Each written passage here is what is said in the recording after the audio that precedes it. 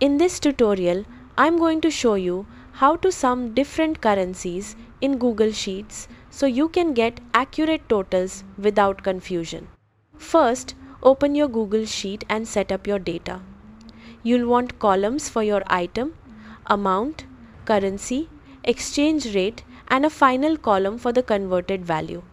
Now, the key idea here is that you can't directly add different currencies together. You first need to convert everything into one single currency. So, go to the column where you want your converted values.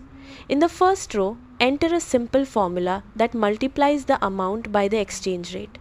This converts your value into a common currency like USD. Once you press enter, you'll see the converted value appear. Now use the fill handle, that small blue square at the corner of the cell, and drag it down to apply the formula to the rest of your data. Each row will now automatically convert based on its own amount and exchange rate, giving you consistent values across the column. Now that everything is in the same currency, you can safely add them together. Go to the cell below your converted values and use a sum formula to add the entire column.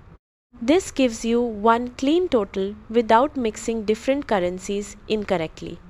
And that's it. By converting first and then summing, you ensure your totals are accurate and easy to understand. If this helped you, give it a like, drop a comment, and subscribe for more quick and practical tutorials.